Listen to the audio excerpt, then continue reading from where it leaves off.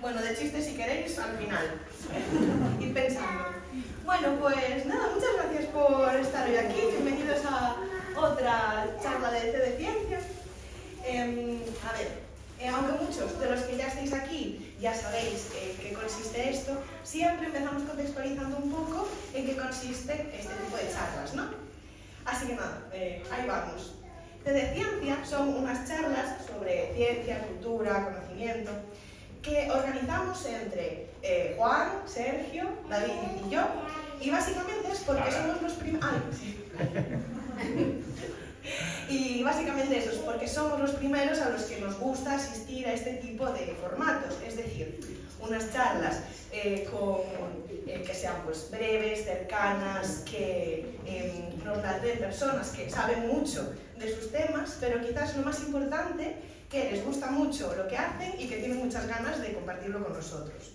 Así que nos dimos cuenta de que en Cedeira había mucha gente que cumplía pues, con estos requisitos y decidimos traerlas hasta aquí. Esta es nuestra segunda edición. El año pasado ya lo hicimos en formato de verano y en Navidades. Y esta es la tercera jornada de este año. En la primera, que fue en el mástil, nos hablaron como todos los años desde el instituto y también se realizó una charla de audiovisual. La segunda, que fue realizada en el Bar Sonreiras, nos hablaron una nutricionista y una escritora y guionista. Hoy, pues como ya sabéis, estamos en el Museo de Males de Cedeira y nos van a hablar Martina y Juan. Breve recordatorio, estas charlas pues, tienen una duración aproximada de unos 20-25 minutos, a no ser que Juan o Martina lo digan explícitamente, son charlas ininterrumpidas y luego al final, si hay algún tipo de duda, pues hay un espacio para ello. Y terminamos pues dándoles a ambos un breve obsequio, o sea, un obsequio de parte del ayuntamiento, porque bueno, nos apoyan en este tipo de charlas y es su forma de agradecerle pues que participen en ellas. Sin más, hecho este contexto, os presento a Martina, muchos ya la conocéis. Ella es ceramista profesional, está vinculada desde niña a lo rural y en la actualidad montó su obradoiro en Porto do Cabo, desde donde elabora sus propias piezas y lo combina con impartir cursos y obradoiros en asociaciones e instituciones de la comarca. Os dejo con ella e con su charla do barro á mesa, a arxila como base dos procesos cerámicos.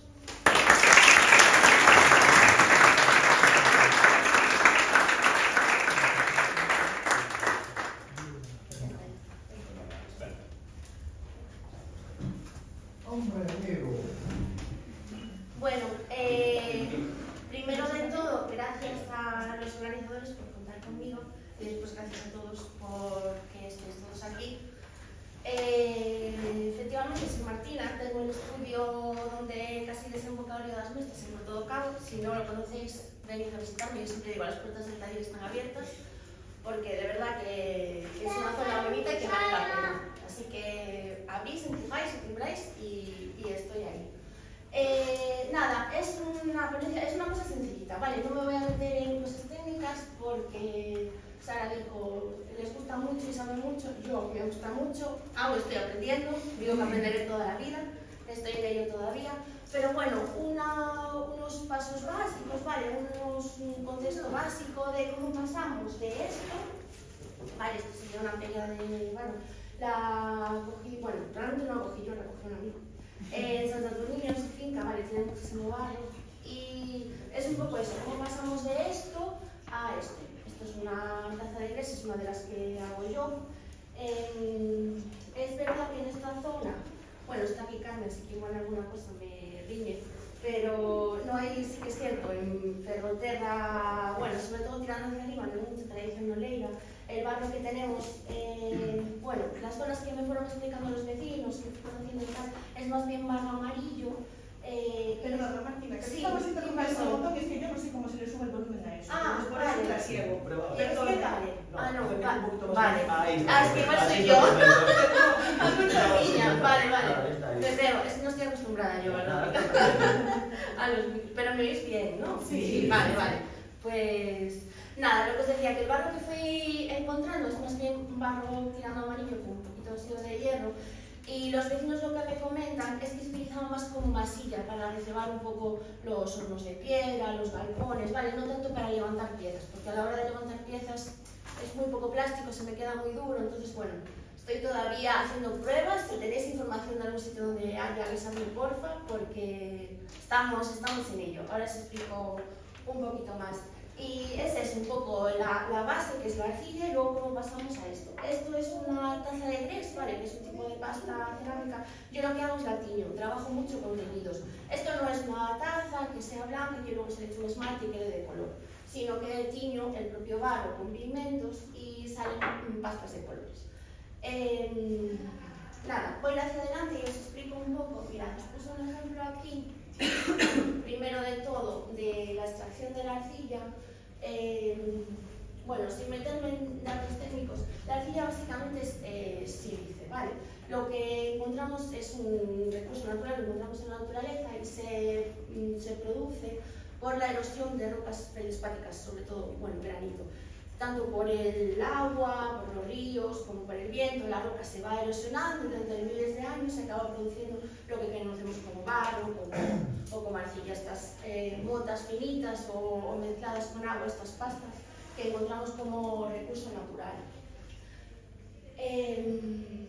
Estas fotos que os pongo aquí son de una de las minas que tiene CO2. CO2 es la formulación de la arcilla. Es una marca, bueno, tiene minas en Valencia y en Cataluña. Esto es una extracción de arcilla roja, veis que se ve claramente el color rojo. Ellos fabrican pastas cerámicas, bueno, esmaltes, tienen una línea de productos enorme y tienen bastantes minas. Esta en concreto está en Cataluña. Os voy a explicar un poquito lo que es el proceso de obtención de toda esta arcilla industrial y luego cómo lo hacen en contraposición a otros sitios, por ejemplo en Puyo, que es muy interesante la parte, bueno, a mí me interesa mucho la parte tradicional. Ellos lo que hacen aquí es extraer la arcilla directamente con maquinaria industrial y la dejan en exterior, dejan los montones en exterior para que se mezclen los componentes, la propia agua, el sol, vayan haciendo sus propios efectos. Es muy curioso, por ejemplo, en China es muy famosa la porcelana y dicen que la porcelana que viene del Kaolin, que los abuelos preparan la porcelana que luego van a disfrutar sus nietos. Es decir, los abuelos, bueno, de forma tradicional picaban las minas del Kaolin, dejaban todo el Kaolin en el exterior, ¿vale? Los montículos del Kaolin, para que los agentes externos funcionaran sobre ellos, y son los hijos los que cogen ese Kaolin, esa porcelana, y hacen las piezas con ellos. Es, bueno, una tradición milenaria. Aquí se deja menos tiempo, pero sí que se sigue haciendo así. Y luego se pasa por tamizadoras industriales. Esto que veis es como un tambor. Gira, como el tambor de la lavadora. Vale, gira y lo que hace es separar los granos más finos de la arcilla de los granos más gordos y de toda la materia prima. Por ejemplo, estas que cogemos así, pues tienen musgo, tienen un montón de materia orgánica, ¿vale? Que hay que limpiar. Aquí se separa el grano fino del gordo y luego, una vez que tenemos separada como la arcilla de mejor calidad, lo que hacen es amasar. Hay algunas por aquí, seguro que se ríen, pero nosotros todo este proceso lo hacemos a mano. Aquí veis la maquinaria industrial, pero yo siempre os digo, pararos mucho en este proceso porque amasar la arcilla es muy importante. Normalmente me lo como yo y les evito a ellas el engorro, pero a veces les toca. Y es importante porque a la hora de levantar las piezas, vale, que no quede aire entre las paredes de las piezas porque rompe. Porque la pieza, el aire en el horno sale y a veces, bueno, hay explosiones de piezas de alrededor, según lo grande que sea la aguja. Entonces, esta es una fase muy importante. En Puyo, por ejemplo, esta fase del amasado la hacían las mujeres. Tenían unas mesas grandes de amasado, recogían el barro, sobre todo rojo, y amasaban las mujeres, y los hombres son los que torneaban. Vale, el puño es muy característico porque tienen unos tornos muy chulos de madera. Te metes dentro, accionas con el pedal la palanca que va girando y levantan las piezas de barro. Los hombres filmaban y las mujeres pues hacían eso, trabajo más duro de amasado.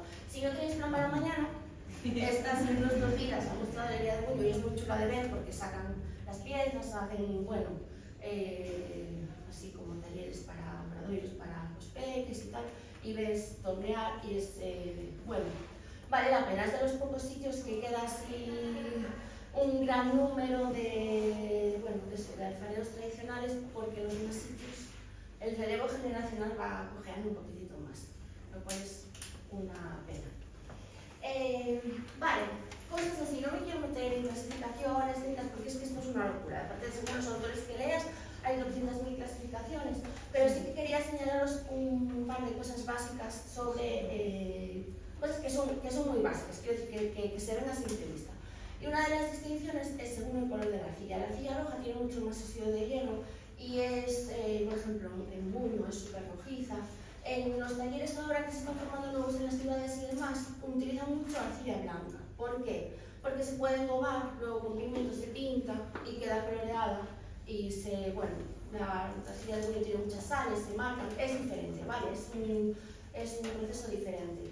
Y cuando os la enseño así, la veis bien, pero si os enseño las piezas, veis aquí más o menos se ve el color, pero si las marcamos es mucho más difícil que veáis cuál es la roja y cuál es la blanca, ¿vale? Porque con los pigmentos y los esmaltes, las que sabéis un poco, sabéis que normalmente los puros no se esmaltan porque se pegan a la placa y sí que se puede ver de qué color es la arcilla, pero bueno, normalmente es más difícil de distinguir. Quería haceros otra distinción también que me parece interesante, a ver si la veis. Mirad, ¿qué es lo que os decía? Esta taza es de gres, vale. Las arcillas se cuecen a distintas temperaturas. Esto realmente no es una arcilla, esto es una pasta cerámica.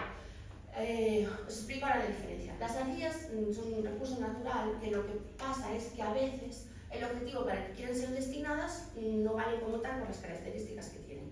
Entonces lo que se hace es que le añade feldespatos, se le añade fundentes, se le añade una serie de aditivos para que valgan para eso. Por ejemplo, no es lo mismo, es que de arcilla se hace, os podéis imaginar casi todo.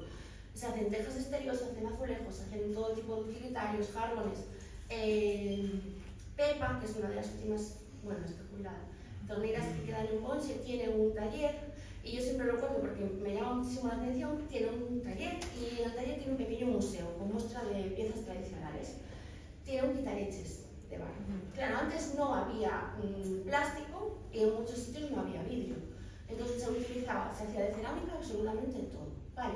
Entonces, quedaros con la idea de que barro y arcilla funcionan como sinónimos. Luego estas pastas son pastas cerámicas porque llevan estos aditivos en un perfil para el que van a ser un poco destinadas. Esta, por ejemplo, el gres se cuece a alta temperatura y yo lo pongo en el trabajo en el taller. Está muy guay porque aguanta mucho, es muy duro. Entonces aguanta en lavavajillas, en microondas, ¿vale? Es resistente. Más resistente todavía, que a mí me gusta más, pero claro, es mucho más caro, que es la porcelana. Yo trabajo mucho con porcelana. Para restaurantes, por ejemplo, que tienen los lavavajillas industriales que suben a 92, 96 grados, o incluso para este tipo de cosas ornamentales, es mucho más difícil de trabajar porque es mucho más dura, es menos plástica y se seca mucho antes, pero da resultados muy chulos. Vamos, mi línea de trabajo ahora mismo va mucho por aquí, por la porcelana. Como no quería haceros así una visual un poco de todo y no sé lo que conocéis o no de la cerámica, ahora hemos visto como toda la primera parte, ¿vale? Que es la obtención de las arcillas o de las pastas cerámicas. Luego es cuando se hace la pieza. La pieza se puede hacer de muchas formas. Se tornea, se va con moldes, por ejemplo, Salgaderos funciona con colada. Tienen moldes de yeso y vierten la porcelana directamente líquida. Entonces, claro, si trabajas con moldes, quedan unas formas mucho más perfectas, es distinto que el modelado a mano, ¿vale?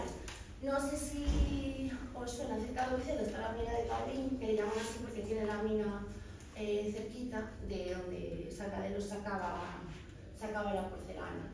Y eso, imagínate, tenemos la pieza, la modelamos. Vale, ¿cuál es el siguiente paso? Hay que dejarla secar. En el horno las piezas no pueden ir húmedas, tienen que perder toda la humedad superficial. Esta es la pregunta de la gente que viene a los talleres. ¿Y cuánto tarda? Pues depende mucho de lo grande que sea la pieza, de lo pequeña, de lo mucho que la hayas pintado y mojado de nuevo, de la temperatura ambiental. Vale, en invierno que yo cerca del río, por ejemplo, tengo muchísima humedad, tarda muchísimo más, varía muchísimo. Hay que secarlas despacito para que no nos abran, no hagan grietas y demás. Y luego va la primera cocción. Esto es lo habitual, que se haga bicocción. Pero, por ejemplo, en molería tradicional, que se cuece con horno de leña, muchas veces va a una sola cocción. Se mete la pieza ya directamente y sale cocida, ¿vale? Yo trabajo así, hago siempre dos cocciones. Hago una primera cocción y luego le aplico, pues esto que veis, por ejemplo, los esmaltes y demás que nos ayudan a que la pieza se impermeabilice. Si hacemos jarrones, que le podamos echar agua dentro, eso, las tazas, los líquidos, todo eso, proteger un poco la pieza. Y luego va a una segunda cocción. Entonces, entre que seca la primera cocción, que dejamos secar el esmalte, que lo volvemos a cocer, pasan días. La cerámica es un proceso muy lento y, como te explica siempre en la escuela de arte, hay que respetar sus tiempos, porque si no lo respetas, bueno, pues hay accidentes, pasan cosas. Queremos en el día de hoy apurar todo mucho y la cerámica es para parar. Yo creo que por eso tiene ahora tanto éxito, porque te obliga a sentarte y parar. Por ejemplo gráfico de métodos de pata. Esta es mía. Esto es, hice una escultura grande con barro de buño y, bueno, hice un esmalte que lo que me hizo fue, me lo mezclé y me bajó muchísimo la temperatura de fusión de la pasta. Entonces la pieza directamente se me fundió en el horno. Hay muchos ceramistas que no cuecen piezas ajenas, porque una vez que tienes la pieza hecha es muy difícil saber de qué barro, qué temperatura de fusión tiene el barro. Entonces, si te pasa esto, te dan un barro que se funde a los 1000 grados y tú los cueces a 1050, la harías preparada. Yo aquí tuve que cambiar las resistencias del horno, cambiar las placas, bueno, pues podéis imaginar. Las alumnas desesperadas porque no había piezas, todo así. Y nada, y luego os hice un resumen así de los tipos de hornos, que estos son los más habituales. Bueno, el raku ahora porque llegó y está bastante de moda y dan resultados bastante distintos. Yo, por ejemplo, tengo un horno eléctrico tradicional, estoy haciendo uno de leña porque me apetece mucho vivir las cocciones en comunidad y recuperar y demás, pero bueno, la albañilería todavía está en regular. Y el raku es una técnica muy chula que igual visteis vídeos en internet, se hace en exterior siempre. Lo que se hace es se quita la pieza incandescente y se enfría de golpe. Son pastas que aguantan muy bien el choque térmico, se mojan, se meten en ese ring, se cortan y bueno, se utilizan esmaltes de cobre y tal que dan luminiscencias y colores muy chulos. Yo estoy montando horno de raku con un bidón de gasoil de mecánico. Si sale, ya os avisaré que esto son cocciones de horas, vale, os estoy hablando así muy general, pero pensad que el horno, entre que sube la temperatura y vuelve a bajar, nos ponemos en un día y medio. Estos procesos son procesos muy lentos, por eso es importante conocerlos para valorar un poco luego, pues eso, los precios y todas estas cosas, que no es lo mismo eso, uno comprado industrial que estos procesos, vale. Nada, ya está, os dejo estar.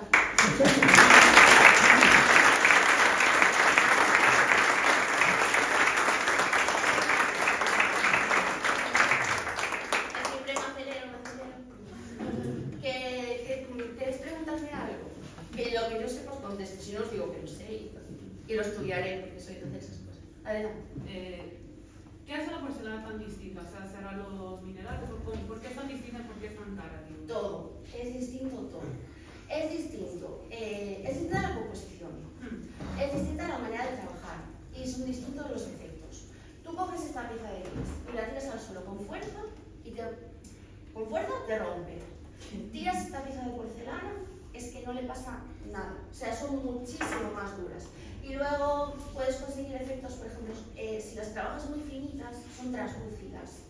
¿Sabes? Entonces, igual a veces os pasa que veis en internet así lámparas que realmente llevan la lámina de barro muy finita, se puede trabajar de otra forma. Queda la huella sellada de otra forma, merma muchísimo más, la contrae, quedan súper pequeñitas. Entonces, claro, es muy diferente. Da unos efectos. Si veis dos piezas, la verdad es que podría haberos traído. Si veis dos piezas y me vais a decir, bueno, iguales. Me dices, te digo, ¿cuál te gusta más? Y me vas a decir la de porcelana. Bueno, eso es claro, para gustos. Eso sí, yo lo diría. Sí. Una cosa, ¿escuchasteis bien la pregunta o tenemos que pasar el intro? Sí, no, se lo que les cuento. ¿Tenéis más preguntas? Vale, Mira, ¿hay alguna formación FP, carrera en la que se aprenda ahí? Mira, en Galicia hay varias escuelas. Eu estudié en Lugo, que tengo una escuela de cerámica chulísima, está Francisco Ares, que é maravilloso. E ali son dous anos, casi 2 anos e medio. En Vigo hai monográfico un ano ahora, e na Picasso, en Coruña un ano tamén, que son así, son diferentes, pero bueno, eu, se me preguntades, iría logo. Porque son maravillosos, e aprendes a cañón, pero aprendes, sí, sí, intensivo. Eu teño outra. Vale. É un pouco personal, imagino, pero Vale. eu desde a ignorancia, eu cando, se vou a unha galería e vexo unha Sí. peza, só me podo fijar na forma, porque non entendo o proceso que hai detrás. Pero Vale. se ti vas a unha galería, que é o que ti valoras dunha peza? Que é o que percibes ou que pensas cando a ves?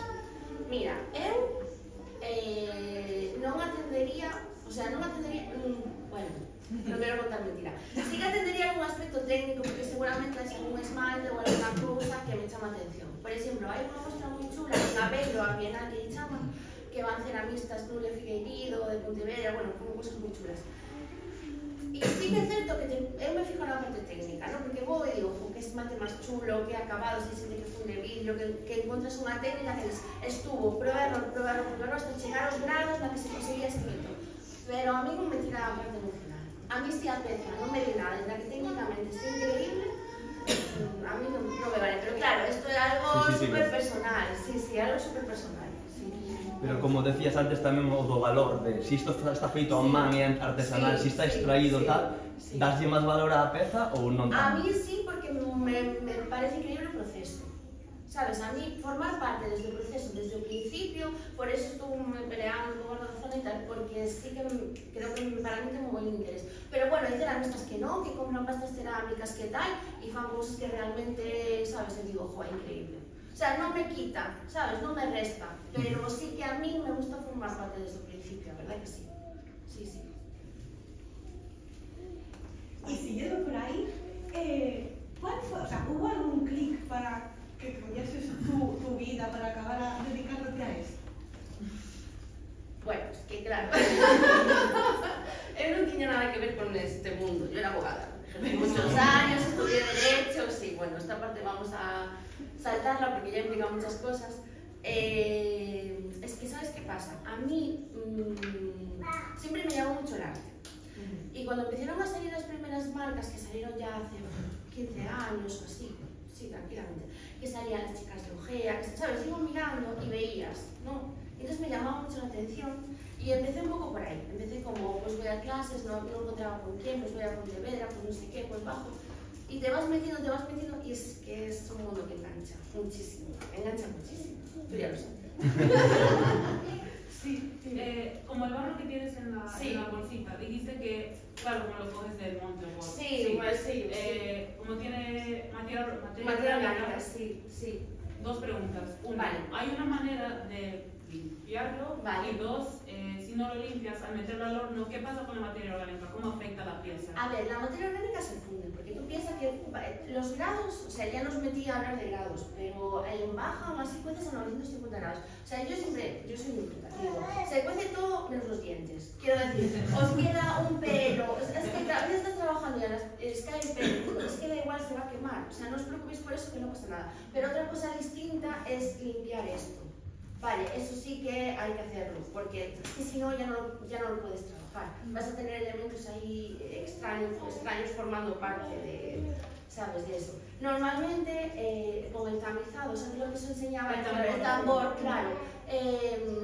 Aquí se utilizan mucho las peneiras. Lo ideal es molerlo primero y trabajarlo siempre en seco y humedecerlo después, para que quede un poco de bien limpio y filtrado. Sí, esto le tengo que dar machetazos, picar. O sea, puedes coger y formar. No. Hay a veces que lo encuentras en la propia naturaleza ya mezclado con el agua. ¿Sabes? En estado plástico, como la masilla que os decía. En unas forjadas, por ejemplo, hay una mica que se ve bastante bien y puedes extraerlo ya así. Pero bueno, no siempre. Eso depende. Es como todo. La tierra es... Bueno, sí. Y hay arcilla en muchas partes. ¿Hay que tener algún permiso o cualquiera podríamos ir a ramplar con...? Mira, esto es como todo, no puedes ir, ¿sabes? No puedes empezar a cavar y llevar una excavadora y extraer...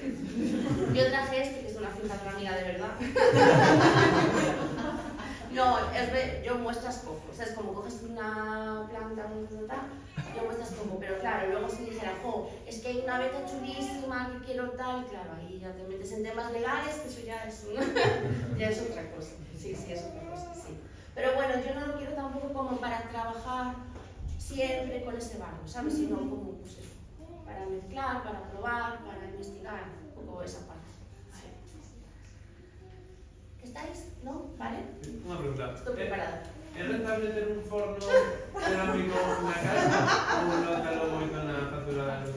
Vas a preguntar si es rentable cerámica, si no, a todo que no, que sí que gustan moito, non se pagan as horas, así te protestan polos precios, todo eso que xa sabedes, non vos vou contar. Por eso estas charlas están moi guai, para que a xente, sabes, teña coñecemento de como funciona todo isto, porque é un pedazo de proceso. O forno eléctrico consume infinito, puedes imaginar. Sí, consume infinito, sí. Sí, pero da igual lo que utilices, que si utilizas gas, utilizas leña, son cocinas que tienes que mantener, sabes, ir subiendo la temperatura despacio y luego mantela o consumo de combustible enorme. De feito, claro, se vos a ver, vos traía, bueno, fotos de fornos tradicionais, como aí usamos, son fornos moi grandes, que se cargan moitísimo de pezas para que iso valga a pena. O sea, tens que sacar moitas pezas. E eu, claro, biche de sal, que se me fundiu, pero hai un descarte de pezas enorme.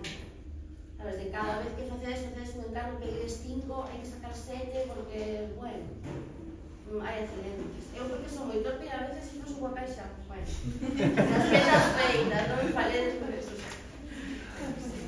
Canto máis sabes, máis rectificas os erros, máis sabes de onde veñen, máis, pero bueno. Os hornos eléctricos están entre todos os talleres e demais porque son moi estables. Non permiten reducciones ni cocinas así especiales, como os hornos de gas e tal, pero son os que en teoría, se tienes que vai salir este rojo intenso, más ou menos vai salir este rojo intenso. Me explico. Que a cerámica é unha ciencia un pouco así, bueno, canto máis sabes, máis rectificas, pero a veces pasan cousas. Mira, ti no teu taller impartes clases de isto? Sí, sí, eu estou en todo o que podo. Que es la mejor del mundo, porque también no fe. Sí, luego obradoiros de verán, luego si queredes intensivos, sí. Eso, cousas básicas para a primeira toma de contacto, pero bueno, salen cousas chulas. Elas que veñen todo o ano e xa é, bueno, outra liga, non digo, pero sí, me escribides o que necesitedes y estou ben. De verdad que es el mejor día de la semana. Sí. Pasamos toda la semana esperando que llegue el viernes. Pero yo siempre lo digo, esto no es mérito mío, es un mérito de barro, que hace mucha magia. Os obliga a dejar el móvil a un lado. Y además, en el taller no hay cobertura, es otro problema. Sí que no hay cobertura. ¿Había otra por ahí? Sí, ¿quieres no? Vale. Yo he visto que como cuando haces una obra, por ejemplo, Vale. y la estás secando, Sí. si te sale mal, la rompes y la echas al agua. Sí, el reciclaje. Mi pregunta es, como hay doble cocción, después de la Sí. primera cocción te sale mal, ¿hay una manera de recuperar el material o ya está? Mira, cuando la pieza está seca o está secando y no te gusta, se te abre, y no quieres repararla, la desechas, vuelves como a iniciar el proceso. Es decir, si no está, bueno, si no está embobada y demás. La machacas, la picas, la hidratas y la vuelves a amasar y el barro se puede reciclar. Es una de las cosas guays que tiene la cerámica, es lo más ecológico que os podéis imaginar, porque se recicla todo el tiempo. ¿Qué pasa? Después de la primera cocción la pieza queda dura, tú aunque la aplastes y ya perdió la humedad. Entonces, ¿qué se hace? Pues hacerla para pruebas de esmaltes, pero vamos, es uno de esos descartes que os decía, que si ahí se te fastidió, sí, la perdiste. ¿Más? Mira, no tiene la duración de cerámica, no fondo normal, en yacimiento de barcos unidos. O que mellor se conserva de todo é a cerámica. Todos. Pero falamos de servicios íntegramente con la primeira vida. A humedad, esa humedad ven ben a cerámica. Es que, claro, es que una vez cocida, ¿sabes? En la que fuera en fornos de leña como se hacía antes o como se hacían los castros que eran súper primarios, a pieza adquiere solidez. Entonces, se le quita agua y aguanta. Es que aguanta, sí, aguanta. Que se conserve mellor na auga que na terra, por exemplo, pois non o podería ver. O sea, non o sei, En seco. Sí, que en seco, non o sei. Aí se me pode escapar. Eso podo estudiar. Aí non teño claro. Porque se supone que tamén influen outros agentes externos, sabes, animales, plantas que a recubren, que non sei como afectan. Bueno, habría que darle unha volta. Podo estudiar. Más? Listo? Me podo sentar?